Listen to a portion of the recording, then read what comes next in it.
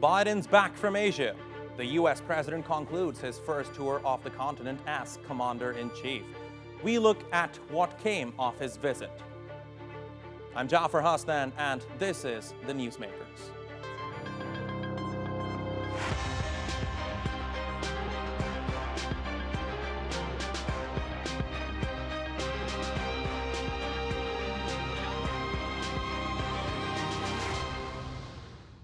For decades, the U.S. has had a somewhat ambiguous policy when it comes to Taiwan, but on a few occasions, U.S. President Joe Biden has been pretty clear. During his first trip to Asia as president, the commander-in-chief was asked if his country would respond militarily should China invade Taiwan. And his response was pretty unambiguous. That's the commitment we made. That's the commitment we made. We are not, look, here's the situation. We agree with a one China policy. We signed on to it and all the attendant agreements made from there. But the idea that it can be taken by force, just taken by force, is just not appropriate. It will dislocate the entire region and be another action similar to what happened in Ukraine. Taiwan quickly came out to thank the U.S. Defense Minister Sun Lifang said he was grateful for Washington's assistance. We thank the United States for continuing to assist Taiwan in maintaining sufficient self-defense capabilities and ensuring peace and stability in the Taiwan Strait and the region based on the Taiwan Relations Act and the 6 guarantees. But while President Biden was pretty clear in his answer to the press, a White House official tried to walk back his comments and said the U.S.'s policy on Taiwan had not changed. But Beijing was already annoyed and responded with a warning. We deplore and reject the US's remarks. Taiwan is an inimitable part of the Chinese territory. The Taiwan issue is purely China's internal affair, which won't stand for any foreign interference. Issues bearing on China's core interests, including the sovereignty and territorial integrity, there's no room for compromise or concession. No one should underestimate the Chinese people's firm resolution, will, and capability to defend its national sovereignty and territorial integrity, and should not stand against the 1.4 billion Chinese people. We urge the US to earnestly abide by the One China principle and the 3 joint communiques, abide by its important commitment of not supporting Taiwan's independence, be prudent in its stand on the Taiwan issue, and refrain from sending the wrong signals to Taiwan independent separatist forces. To avoid causing grave damage to bilateral relations, China will take firm actions to safeguard its sovereignty and security interests. We will be true to our word. Biden's Asia trip concluded with a meeting of the Quad. The alliance consists of Japan, the US, Australia, and India. And while China was not mentioned as a reason for its formation, it has become increasingly clear Beijing's growing influence is a concern. During the meeting, the 4 leaders reaffirmed their commitment to a free and open Indo-Pacific. As long as Russia continues the war, the United States will work with our partners to help lead a global response because it's going to affect all parts of the world. At the same time, the United States must and will be a strong, steady, and enduring partner in the Indo-Pacific. And joining me now from Beijing is Victor Gao, Soochow University's chair professor. Shihoko Goto is in Washington, D.C. She's the deputy director for the Asia program at the Wilson Center. And also in Washington, D.C. is Jeffrey Stacey.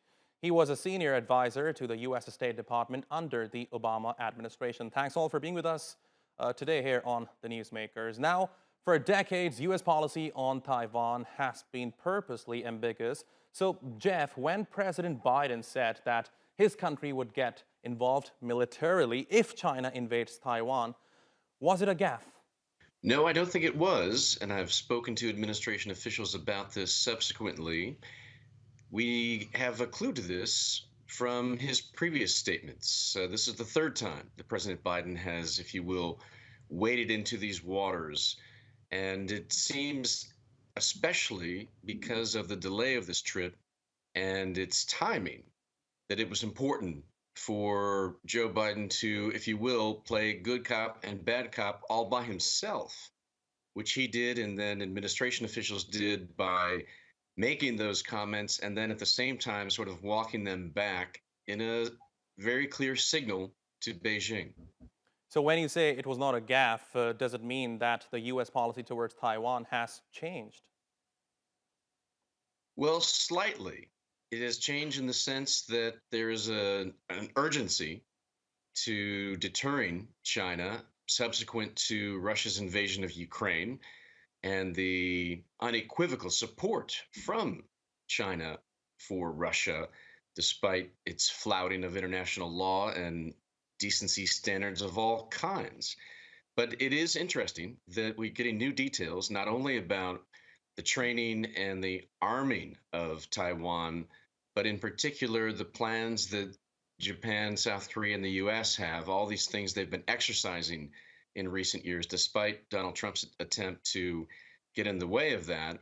We've had some plans that have been announced, not the Okay. details of those plans, from Japan and the US. But Jeffrey, Victor and Shihoko, I'll come to you. But Jeffrey, if there is a slight change in U.S. policy towards Taiwan, why are top U.S. officials not acknowledging this is slight change? Why do they keep saying again and again that U.S. policy towards Taiwan has not changed?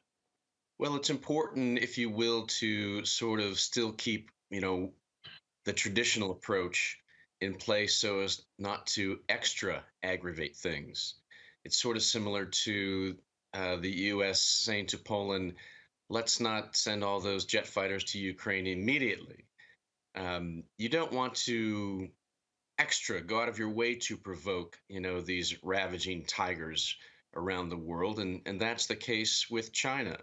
But it was needed to send a stronger signal, and that was accomplished. Okay, whether or not it was accomplished, let me put it to Victor. Was it accomplished? If there is indeed a change in U.S. policy towards Taiwan, how does it affect China? First of all, President Biden was very much misleading the world as well as the American people when he made that huge mistake. Fortunately, he was immediately corrected by the State Department, and I understand the US military also reached out to the Chinese military to insist that there was no change to the One China policy. To that extent, it's fortunate because President Biden did not know what he was getting at. Because if there was a fundamental change in the US policy about this One China policy, do you know what will be the consequence? Then it will force China to have no other option but to take military action to liberate Taiwan. Because the legal status of the cross-strait relations is the unfinished civil war, which was fought in 1949, and the United States bet on the wrong horse. The nationalist government was defeated. The communists liberated the totality of the mainland, and the nationalist government fled to Taiwan and stayed there ever since. So what President Biden might do was to provoke the resurrection of the unfinished civil war. And if, for example, the two sides of the Taiwan Strait really go to the extreme to battle it off in a civil war, what can the United States do legally, morally, decently? It has nothing to do, because if the United States want to bet on the wrong horse again, be my guest, and it will soon become an emperor with no clothes. People on both sides of the Taiwan Strait prefer peaceful reunification, and the unification of China is a megatrend. No one can stand in the way and deprive the Chinese nation of reunification of China. This is the megatrend. President Okay. Biden, wake That's up. not true. Okay. Shihoko, I'll come to you. Let me get a response on this from Jeffrey. Now, Victor Gao says U.S. President Joe Biden is intentionally trying to mislead both the American public and the world with his statements on Taiwan. Is he, Jeffrey?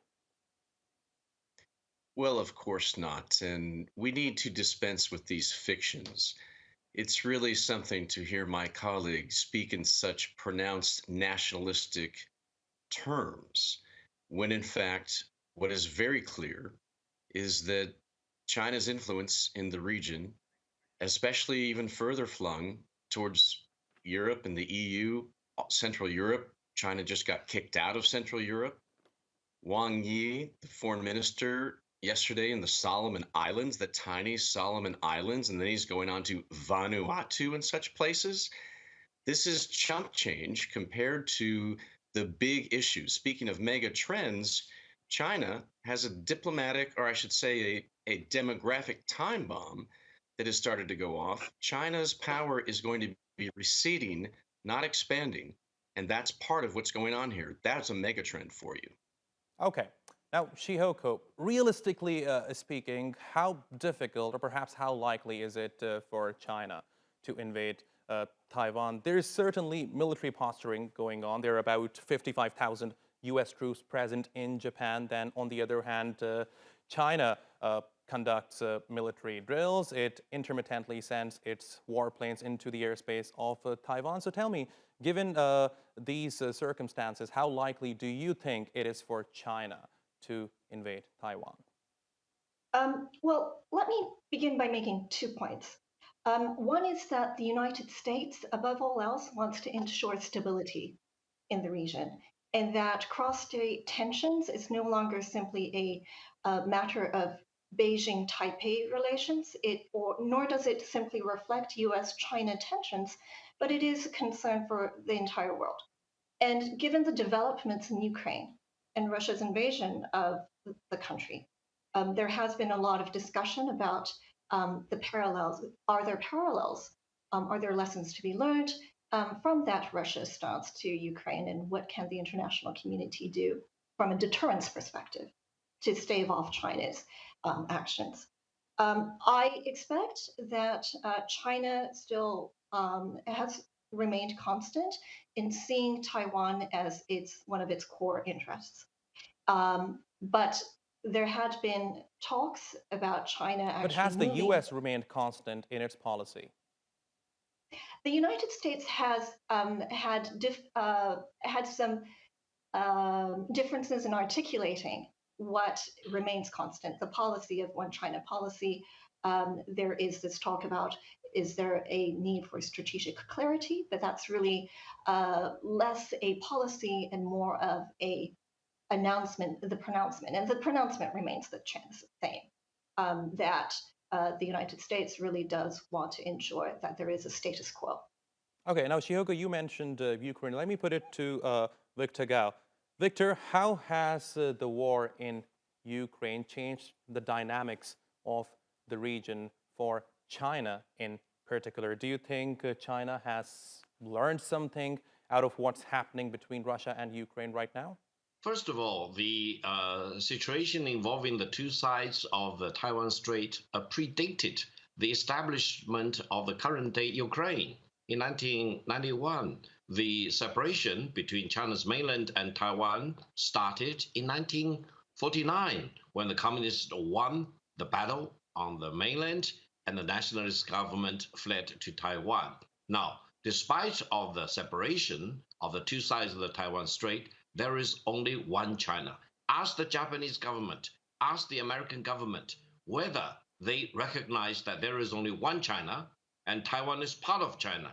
Read all their legal commitment. If anyone tells me that the United States government or the Japanese government no longer recognize there is only one China and Taiwan is part of China, do you know what will be the consequence?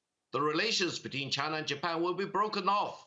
Relations between China and the United States will be broken off, because China will never allow any country to have the cake and eat it.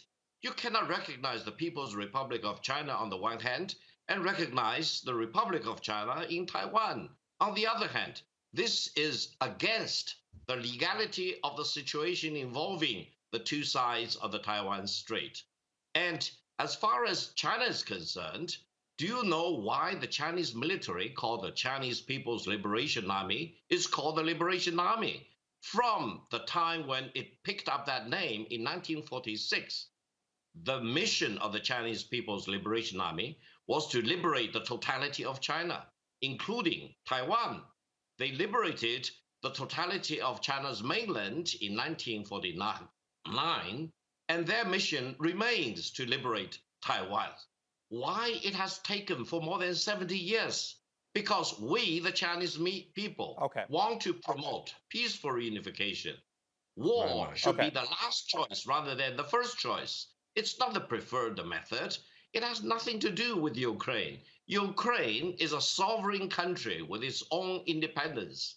Taiwan is part of China. No country recognizes Taiwan as a separate, sovereign, independent country, separate from China itself. Okay. Let's get the basics right. Okay. Let's don't Victor, confuse you have made your yourself point. I want to move forward with the with the discussion now. world. Let's talk about Quad. China has expressed concerns over the formation of Quad. Some of its officials came out and said that this is some sort of Indo-Pacific NATO, and the US is still following the Cold War mentality. So, Jeffrey, let me ask you, do you think the formation of Quad make the region a safer place or perhaps more dangerous? Well, a bit safer. It's a gradual process, the coming together of this newfound quadpartite alliance. It hasn't taken on a specific military dimension yet. That will take a little additional time with India, but it's moving in the right direction. And this is what our allies in the region have been calling for. Now, my colleague keeps referring to the 1940s for some reason and all this ancient history. What's important now is who has allies? What are those allies doing? What are they saying? Words matter, actions matter. And what we're seeing is the Chinese foreign minister on this tiny island tour of the region, when in fact, many of these spots where the foreign minister is visiting are not interested in additional pressure from Beijing and dominance coming from President Xi. What they want is an open trading system. They want a secure region. They want prosperity for their people. They don't want another quasi-regional war or something along these lines. They don't want China breathing down their neck, and they're not going to get it. You had a Secretary of State Blinken lay out a very clear policy in a speech day before yesterday that clarified the U.S. strategic view of the region, and that's where things stand. And I'm afraid that all that China's bluster is really not amounting to much more than that. Okay. Now, Victor, many would say China is pretty much doing the same. For example, China conducted air patrols along with the Russians right when President Biden was making this trip to Asia. Last year, there were military drills held between China and Russia. So why is China concerned when the US and countries like Japan, South Korea, and Australia do the same? Thank you very much. With due respect to my American panelist colleague, allow me to mention one thing first. 1949 was not ancient history. As a matter of fact, the world international order we are living in today is based on the defeat of Nazi Germany in Europe and the imperialist Japan in Asia. This is the cornerstone of the international security order we are living through. China made huge sacrifices to defeat Japanese imperialism and contributed to the war in defeating international fascism in the world. So China is a defender of the international security order. Talking about the Solomon Islands or the South Pacific region, allow me to make one point. China values every country, big or small. China treats every country as an equal. And China doesn't discriminate whether they are big or small, land-wise, for example, size-wise, population-wise. For us, even a very speck of island in the ocean with very little population, to China, it is a sovereign country with equality as China, and we need to treat it on equal basis. Further, South Pacific region is an open Like the South Pacific Senkaku region. Islands. There is no overlord in South Pacific region. And you need to respect the sovereignty and the independence of countries like Solomon Islands. Don't treat them as if you are the overlord of the people of the Solomon Islands. Okay. Now, coming back to your question, yes, please. Okay, Jeffrey, I see you want to respond. Please jump in. Well, there's no need to personalize this and sort of make threats ourselves. Our countries can handle this on their own. But it's interesting. You know, the Solomon Islands is a very, very small place, and many people there are upset at their government's decision to take on this new relationship with China to help with its internal security and policing. And already they've made a pronouncement to the US privately and to others that there will not be a new Chinese base there. But beyond that, we've got important matters here and now. And if China wants to be a rule abiding nation of the rules based international order, the free world order, it needs to demonstrate this. This is very much related to Ukraine because there was an agreement between Putin and Xi to carve up and invade both of these countries in succession. The plan was after President Xi got his unprecedented third term, which he's now begun, as General Secretary of the Communist Party and has been elevated to Mao's status. Next on the agenda was to invade Taiwan. Fortunately, that's not going to happen. Deterrence of China to do this is now in place. Okay. It cannot afford to do so, Okay, and it won't be doing you so. made this point earlier as well. I want to focus on Solomon Island. Shihoko, let me come to you. Now, lately, as Jeffrey said, that Solomon Island signed a security pact with China. Of course, there is concern among the US and many of its allies that China might establish a naval base in Solomon Island. Of course, the Chinese deny that they have any plans of doing so. But tell me, are the concerns of the US and its allies justified? Yes, they are justified, but I should also say that when it comes to intelligence and partnerships with the South Pacific Islands, it really is Australia and New Zealand, far more than the United States, that has that really close connection. The South Pacific Islands are becoming this source of tension between both China and the United States. And one of the latest developments, too, is that yesterday, the island of Fiji signed on to a economic framework that has been launched by the United States during Biden's trip. It's called the Indo-Pacific Economic Framework. So here is another way to polarize or have these islands actually be in an uncomfortable situation for them, perhaps, to have to pick sides. One other point I do want to make is that, with all due respect to Victor, there are 14 countries in the world that do recognize Taiwan as a country, that it represents China. And some of them are actually in the South Pacific, including the Marshall Islands. And so here again, we find another source of tension. Allow me to add a point on Sure, this very sure, important. but please be very Yes, quick. absolutely. Our Japanese panelist is correct. There are about a dozen countries, including Vatican. But allow me to emphasize one point. There is no single country in the world which can both recognize Taiwan on the one hand and the People's Republic of China on the other hand. Why?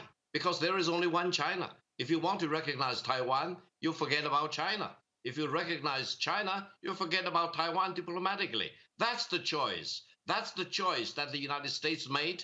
That's the choice Japan made. That's the choice Australia made. That's the choice all the NATO member states made. All the EU member states made.